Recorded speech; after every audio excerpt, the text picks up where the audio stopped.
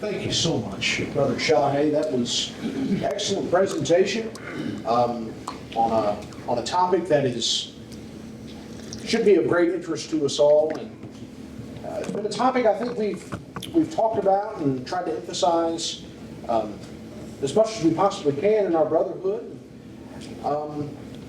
Sometimes we don't always do it as clearly even as you did tonight. So again, very, very appreciative of that. Thank you. We'll open it up to questions and comments at this time. If you're a brother in the church, please raise your hand. Brother Josiah will bring you the microphone. Brother A.K. is in the back.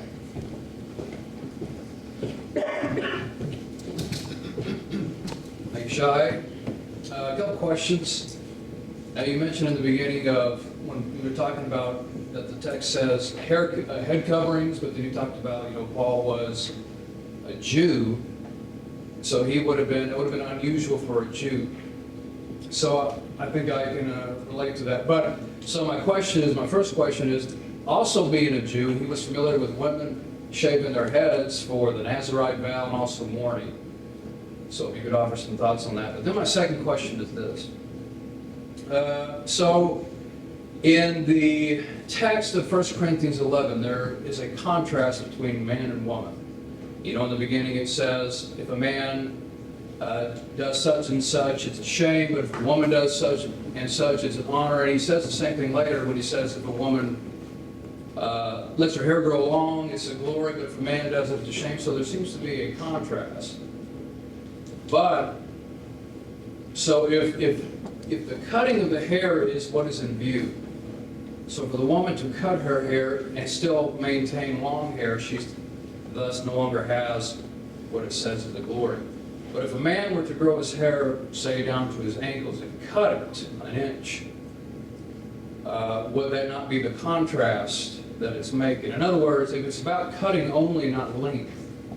So wouldn't it be true that a man who has, knee-length hair, who just cuts it an inch, seemingly would be, in harmony with the text? So those are my questions. Okay, so I'll try that second one first and then the first one second. In verses, actually, let me pull this up here so that we're all looking at the same thing.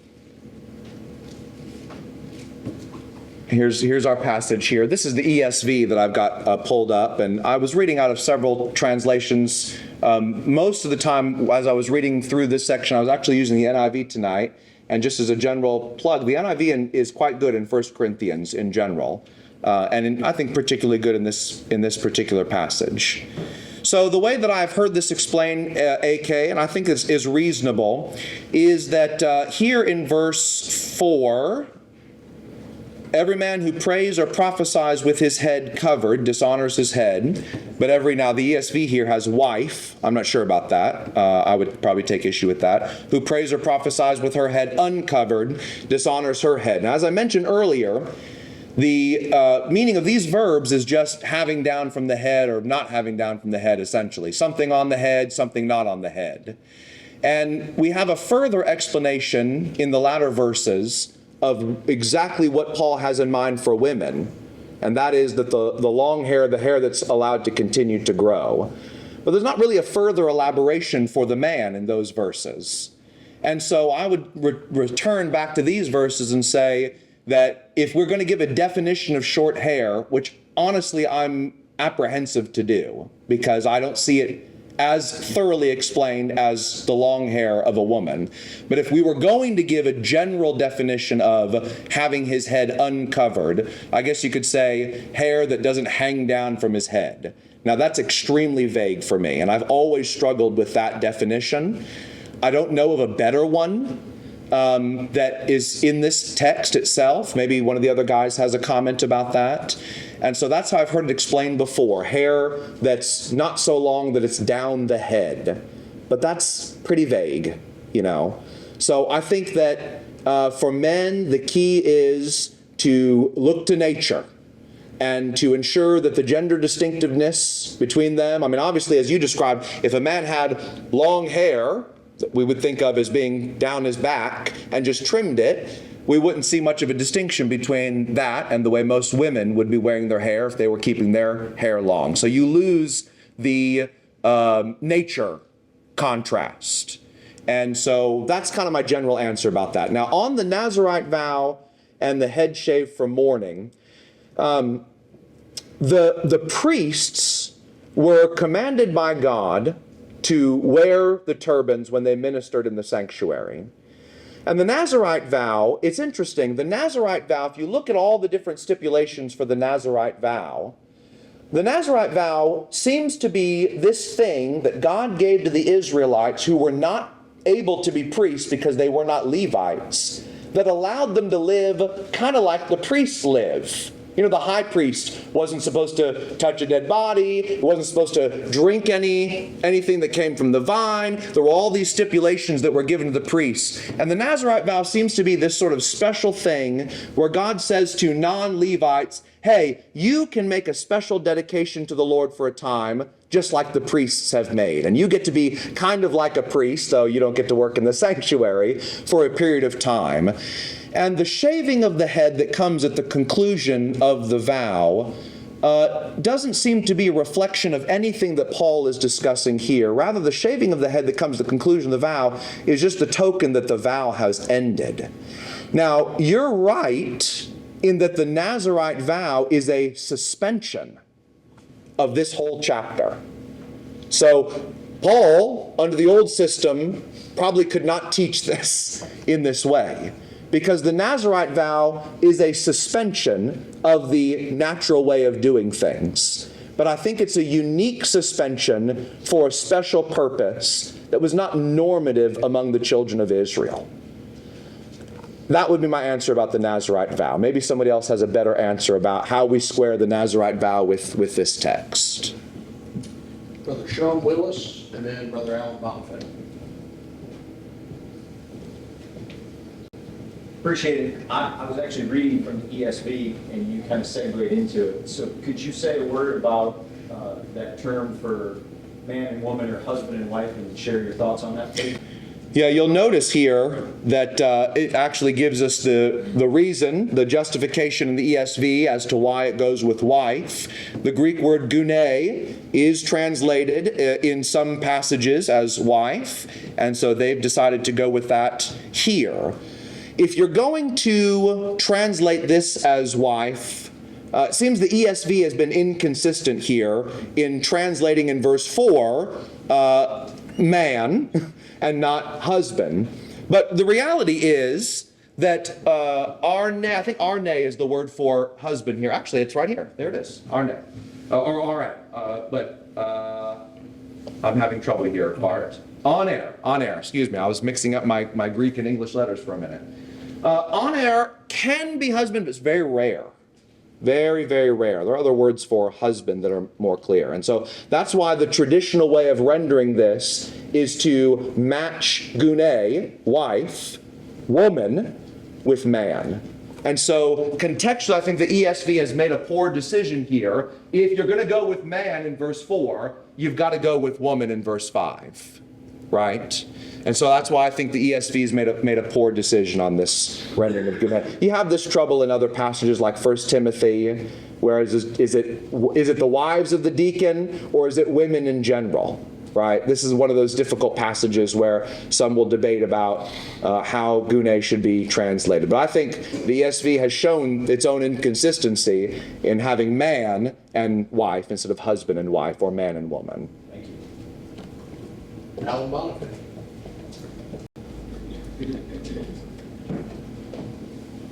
Two for two.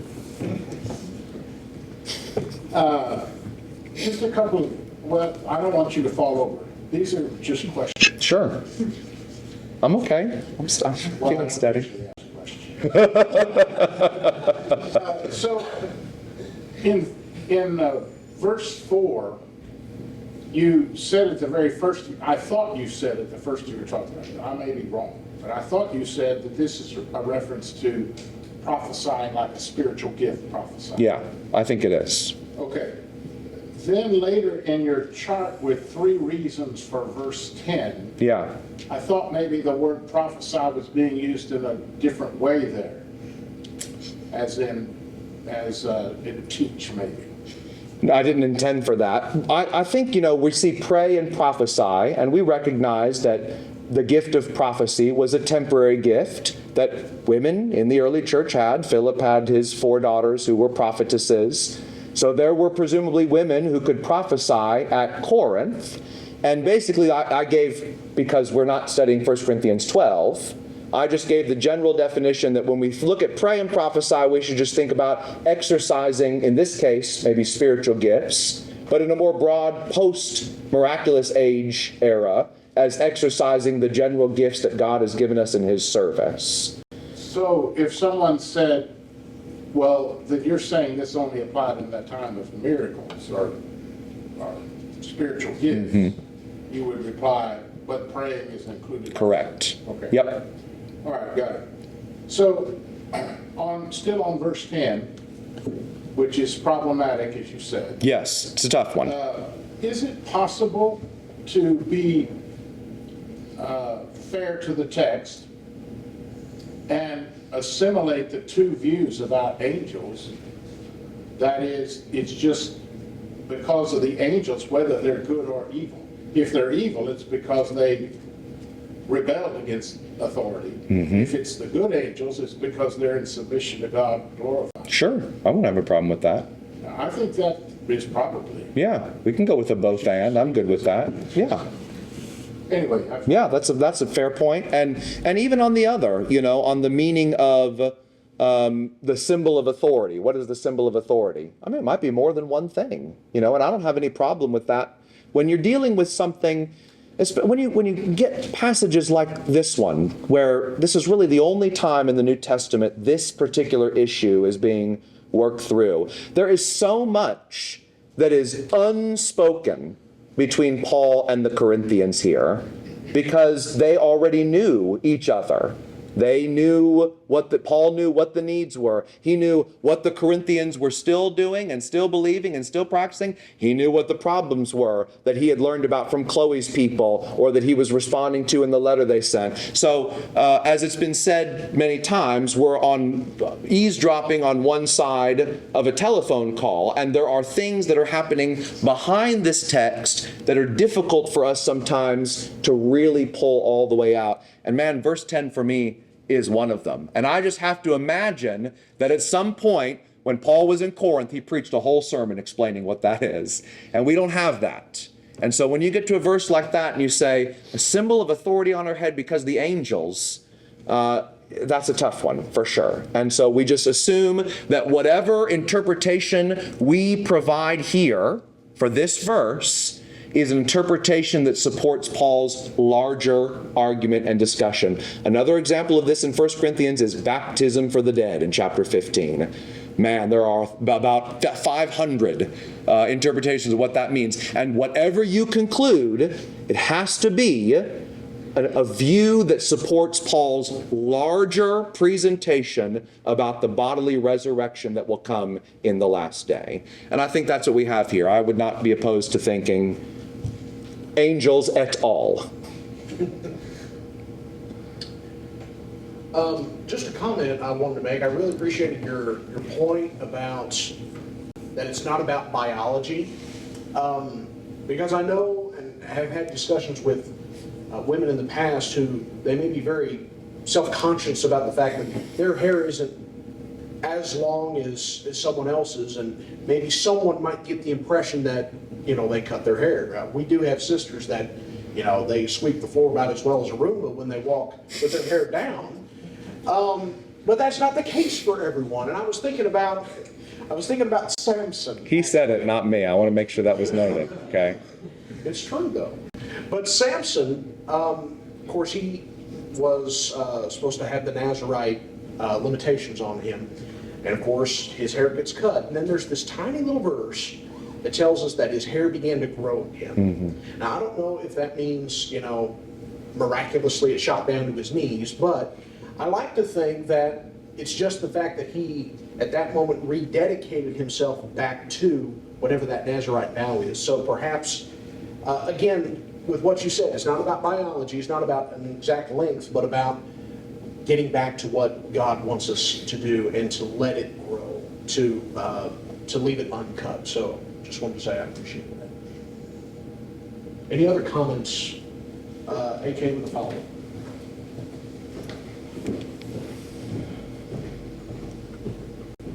Appreciate your response.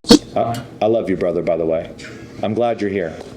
I love you too. Go easy on me. No, I'm here to be educated, and I do appreciate your response to my first questions. Just to follow up, so when you mentioned the nature thing, Yeah. but see, the difficulty seems to be that the nature idea does seem to make it about hair length with both the man and the woman. Because if it's not about hair length at all with the woman, then that breaks the contrast, though, that seems to be going on through the text. So whatever a woman is supposed to do, the man is not supposed to do. So if the woman is supposed to just not cut it, then all the man has to do is cut it, no matter what the length is, and it would be in contrast. And also, So what do you think the nature is there? What do you think the argument from nature is? We talked about this a long time ago, and I can't remember most of our discussion. yeah, we did. I honestly, I don't know. It's a difficult text. It's one Yeah. of the most difficult passages in the Bible. At least I think so. Yeah. I don't have all the answers either. I just say there's difficulties that I found with every view a person takes. Yeah. But with whatever I just said there, one other point. Now, when it says about the man in the earlier verses, that it's a shame for a man to pray or prophesy with his head covered. Now, that Greek phrase, his head covered, is kata kaphale. Right. Now, it's actually found in the Septuagint, the book of Esther, where it says Haman went to his house with kata kaphale, his head covered. Now, I think it does mean a head covering there, so I just maybe want to get your thoughts on that as well. Yeah, that's true. And I wouldn't dispute that is a way that expression could be used. And if all we had was verses 4 and 5a, I would think it'd be almost impossible to know. And that's basically, something interesting about this passage, and in verses 4 and 5 in particular. In the early half of the 20th century, if you open up almost any 1 Corinthians commentary, it's basically the universal view that a veil is, or an artificial covering, the veil position is what's in view here. In the early 1980s, a man by the name of Ralph Martin, I sent you this article a long time ago. He wrote an article in like a compendium that was dedicated to the 50th anniversary of F.F. Bruce's tenureship as a professor, or something like that. This is what scholars spend all their time doing. And he wrote a pretty groundbreaking article on 1 Corinthians 11, 2 through 16. And he made a very strong case that long hair is the covering in verses 4 and 5. And his argument was mostly grammatical. And he said that the problem that a lot of the older commentators had is that they assumed they understood ancient Greco-Roman culture, and that their historical understanding of ancient Greco-Roman culture lent to the idea that in Corinth, traditionally, women would have worn veils and men would not have worn veils. And basically, Martin's article says, even if that was true, there's no way to support that from the language and the grammar in this passage. And what's interesting is that since Martin wrote that article, there has been a huge shift in the way that commentaries approach this passage. I quoted several scholars tonight who have written commentaries and research articles that have been published in major journals that all take the position that in verses 4 and 5, we have to conclude that the hair, which is not mentioned, of course, until later, although it is implied in verses 5 and 6, is the covering that Paul has in mind, because grammatically it's the only covering that's ever discussed. And that's been a major shift. Anthony Thistleton, David knows about Anthony Thistleton's 1 Corinthians commentary. It's about the size of a truck. It's like 700 and something pages. It's, one of the most comprehensive commentaries written probably in the last 20 years on 1 Corinthians. And he presents both views. He says, here's the traditional view that was held for a long time by scholars of a veil, and here's this view that has been advocated by a lot of scholars recently, that long hair is the covering in verses 4 and 5. Now, Thistleton basically pulls a Mike Criswell and rides the fence about it and says, I can't decide which one is best, and Mike's not here, so I can say that. But that is significant for a man who's writing literally, one of the most comprehensive 1 Corinthians commentaries ever written, So I think all we can do is we can say, yes, grammatically, it is possible that katakephala could mean a veil. That's true. And sometimes it's used that way in other writings, in other Koine writings. But contextually, it's just hard for me to see how that could be what Paul has in mind based on the other things he says. Final question or comment, whichever one, with Brother Al. Oh, I think we know.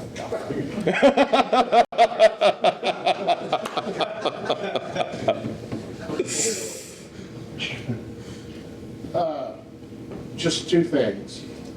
I think that in 1 Corinthians 11, the contrast in verse 14 and 15 between the man and the woman is to have long hair, that is to let the hair grow as long as it'll grow. The man is not to do that.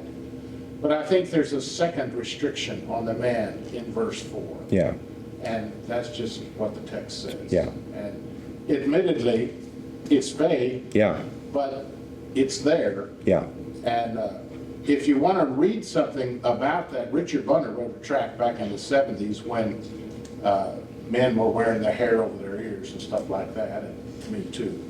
And anyway, he's got an explanation of that. Another thing he explains, though, in his tract, I think this is interesting, is the term for covered in verse 4 there, verse 5,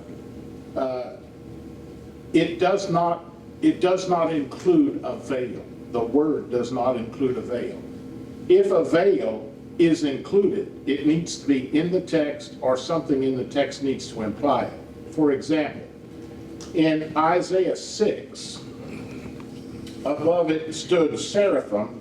Each one had 6 wings. With 2 he covered his face, with 2 he covered his feet, with 2 he flew. That's the same word, covered. And there, the covering are wings. So the covering needs to be defined in the text that is taught. And here, clearly, as you pointed out in verse 5 and 6, 4 and 5, it's implied that it's hair. Yeah. And then it's specified in verse 15. Right. Thank you for that. Final comments? I do have a few final comments. This might not mean anything to anybody, and if it doesn't, just ignore it. But over the last, 5 years or so, I've spent a lot of time trying to become a better Bible student, and specifically trying to rethink through and re-examine a lot of the things that I believed as a young man. A lot of things that I believed were just things that I was taught, and not necessarily those things that I had come to believe on my own. And I've found over the process of trying to do that, there have been some things that I have sort of changed my view about. Some things that maybe I still hold the same basic view that I used to, but I might have a slightly different way of articulating it or arguing it. I feel this way really about even my articulation of the gospel, that I feel like I can do a better job of expressing to people what the good news about Jesus Christ actually is. And as I've gone through that process, there have been 2 issues that I have found that I believe in more strongly now than I ever have before. One of those issues is the use of 1 loaf and 1 cup in the Lord's Supper, and the other is what I have presented to you tonight. This, generally, the idea of this is what I was taught when I was young. But I have gone through 1 Corinthians 11 now more times than I care to admit. And every time I come away with a stronger conviction about this issue than I had before. So again, that might not mean anything to anybody. And I would encourage us all to try to be the most diligent and the most open-minded and the most objective Bible students we can be, although I know that is very difficult because we all bring with us our own preferences and our own traditions and the things that we were taught when we were young. But I think that if we will do that and we will commit ourselves to that, we'll find, as I personally have found, a stronger love of God and a stronger devotion to the Lord Jesus Christ than I've ever had at any point before now. So that was just my sort of general closing admonition to everyone and encouragement. I so appreciate, of course, being here. This is still very much a part of my life and my home, and I especially appreciate all the work that our women have done to make us as welcome and as taken care of as we possibly can be, need to be, more than we deserve to be. We love you so much and appreciate all that you do for the cause of Jesus Christ. Thank you.